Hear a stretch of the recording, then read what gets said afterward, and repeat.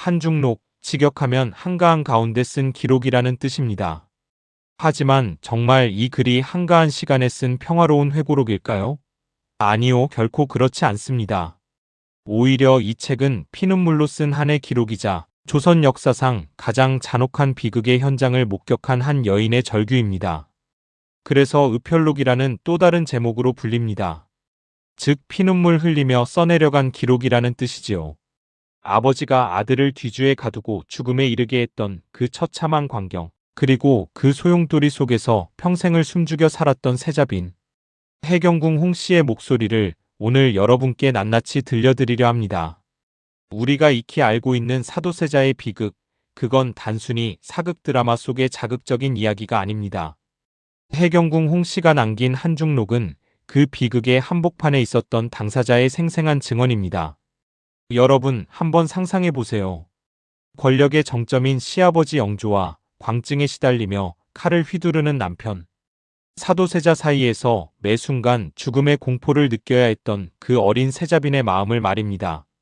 사실 해경궁 홍씨의 삶은 처음부터 끝까지 예측 불가능한 불안 그 자체였습니다. 10살의 어린 나이에 궁에 들어와 세자빈이 된 그녀가 마주한 현실은 화려한 궁궐이 아니라 지옥도와 다름없었죠. 여기서 우리가 주목해야 할 지점은 영조의 일관성 없는 사랑입니다. 심리학적으로 봐도 부모의 일관성 없는 태도는 아이에게 엄청난 혼란과 트라우마를 주는데 하물며 왕실은 오죽했겠습니까? 영조는 때로는 세자를 보듬는 듯 하다가도 때로는 차갑게 내치며 세자를 미치광이로 몰아세웠습니다. 해경궁 홍씨는 한중록에서 조심스럽게 이렇게 말합니다. 사도세자는 원래부터 미치광이가 아니었다.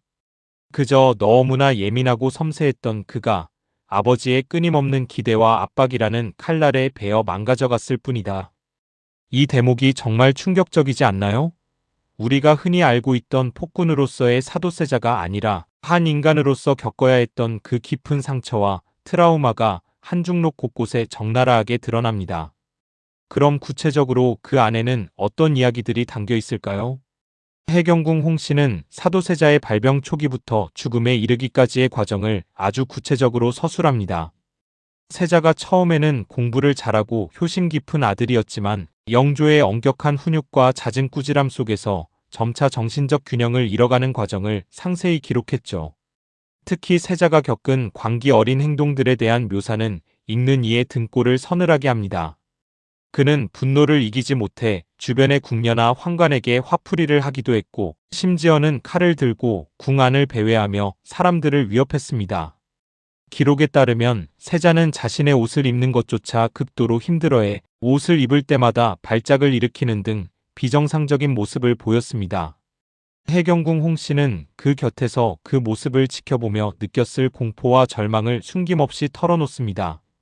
남편이자 한 나라의 세자인 사람이 밤마다 귀신을 본다고 울부짖고 화를 주체하지 못해 주변을 파괴하는 모습을 지켜봐야 했던 아내의 심정은 어떠했을까요? 그녀는 그 공포 속에서도 세자의 자존심을 지켜주기 위해 그리고 자신의 아이를 지키기 위해 필사적으로 감정을 죽이며 버텨야 했습니다. 특히 이모화변 당일의 기록은 정말 숨이 막힐 지경입니다. 영조가 세자를 뒤주에 가두라고 명했을 때 해경궁 홍씨는 남편을 구하려 하기보다 자신의 어린 아들 정조 당시 세손과 가문을 지키기 위해 처절하게 처신해야 했습니다. 당시의 궁중 내 권력 다툼과 홍씨 가문의 위기, 그리고 그 속에서 살아남아야 했던 한 여인의 고뇌는 오늘날 우리에게도 큰 울림을 줍니다. 그녀는 단순히 세자의 아내가 아니라 왕실이라는 거대한 조직 속에서 생존을 모색해야 했던 한 인간이었으니까요. 그럼에도 불구하고 왜 사람들은 해경궁 홍씨를 비난했을까요? 왜 그녀의 친정은 반역자라는 억울한 오명을 뒤집었어야 했을까요? 사실 그녀가 이 글을 쓴 진짜 이유는 따로 있습니다. 바로 자신의 친정 가문인 풍산 홍씨의 명예를 회복하기 위해서였습니다. 남편을 잃은 슬픔보다 더 무거웠던 건 자신의 가족들이 정치적인 희생양이 되어 비참하게 몰락하는 모습을 지켜봐야 했던 그 고통이었습니다. 그녀는 한중록을 통해 친정 식구들이 결코 사도세자를 모함하거나 죽음으로 몰아넣은 주동자가 아니었음을 호소합니다. 당시 노론과 소론의 복잡한 정치적 역학 관계 속에서 자신의 가문이 겪어야 했던 억울한 누명들을 하나하나 반박해 나가는 거죠. 즉, 한중록은 단순한 회고록이 아니라 세상 모든 사람들에게 던지는 마지막 항변이자 억울함을 풀어달라는 절규였던 셈입니다. 자, 이제 핵심으로 들어가 볼까요? 그 공포와 절망을 기록으로 남기는 동안 그녀는 몇 번이고 붓을 멈추고 주저앉았을 겁니다. 이걸 정말 써도 될까? 나의 기록이 또 다른 피바람을 불러오지 않을까? 하는 두려움 속에서도 그녀는 기록을 멈추지 않았습니다. 역사는 승자의 기록이라고 하지만 비극의 중심에 섰던 사람에게는 그 비극 자체가 삶의 전부였기 때문입니다. 더 놀라운 점은 그녀의 기록이 시간이 흐를수록 더 깊은 역사적 가치를 지니게 되었다는 사실입니다. 사도세자가 어떻게 무너져갔는지, 왕실 내부의 정치적 역학관계가 어떻게 아들을 죽음으로 몰고 갔는지, 이 모든 과정이 한 여인의 펜 끝에서 낱낱이 밝혀집니다. 사실 우리가 읽는 교과서에는 없는 오직 인사이드였던 그녀만이 알 수 있는 감정의 결들이 고스란히 살아있거든요.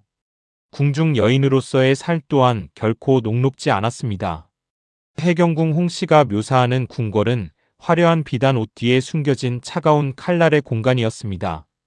시어머니와의 갈등, 다른 후궁들과의 미묘한 신경전, 그리고 왕실 어른들의 눈치를 보며 한시도 마음 편히 쉴 수 없었던 그 공간에서 그녀는 철저히 고독했습니다. 그녀는 한중록을 통해 그런 외로운 투쟁기를 담담하지만 서늘하게 기록합니다.